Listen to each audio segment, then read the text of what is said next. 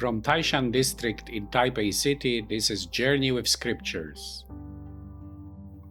Today we celebrate the fourth Sunday in Ordinary Time, Year A, and our theme is Roadmap for Life. Enjoy this episode, share it with others. God bless. Mount Sinai is 2,285 meters high. Mount Beatitudes is just around 200 meters above the Sea of Galilee. Mount Sinai is formed of rocks of red granite. Mount Beatitudes is covered with grass, trees, and lilies. Mount Sinai witnessed the proclamation of the Old Covenant with its commandments, laws, blessings, and curses.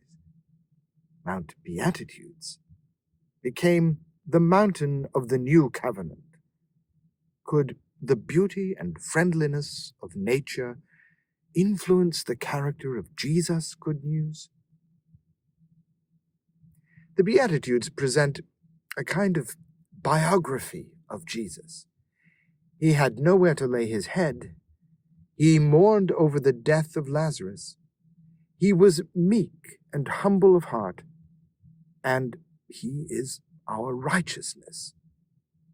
His mercy is seen on the cross when he prayed for his persecutors. Father, forgive them because they do not know what they do. He is pure in heart and sees God. By his death on the cross, Jesus destroyed the dividing wall of hostility, bringing peace to us all. And finally, the entire story of his passion is a testimony of being persecuted for the sake of righteousness. The Beatitudes are also a roadmap for the church. The best interpreter of the first Beatitude was St. Francis. Such poverty is a sign of trust in God's providence, and it liberates us for the service of God. Peter wept over his sins, and the disciples mourned the death of Jesus. All of them were comforted after Easter. Conquerors come and go, but the meek and humble remain. Jesus was meek and humble, and the earth belongs to him. It will belong to us who imitate his meekness and humility. To be hungry for righteousness is to be hungry for God.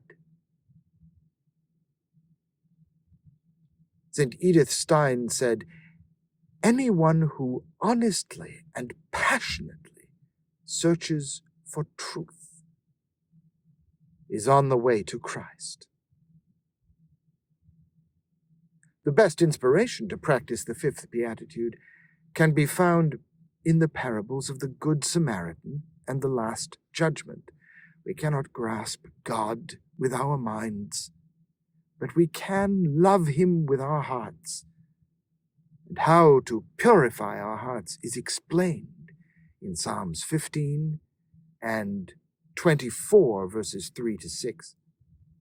Peace has to be founded on truth, built on justice, nurtured by charity.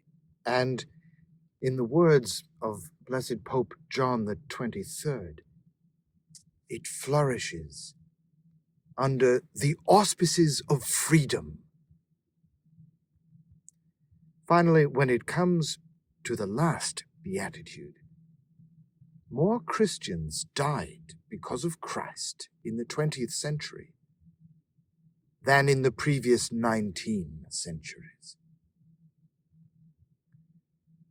Life for Christians presents a huge challenge because the values of the gospel go against the values of this world.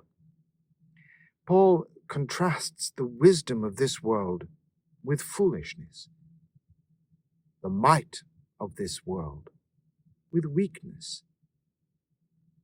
VIP statues in this world with being nobody. At the root of the problem is human boasting. The builders of the Babylon project, the godless city empire, wanted to make a name for themselves and failed. On the other hand, God chose old Abraham to begin his project of blessing and uniting the entirety of humanity into one family of the nations. But God chose what is foolish in the world to shame the wise. God chose what is weak in the world to shame the strong.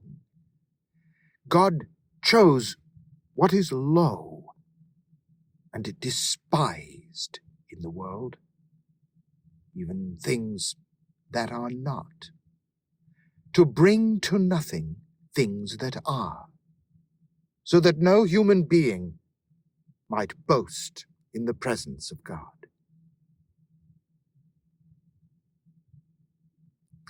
There is a saying that only dead fish go with the flow.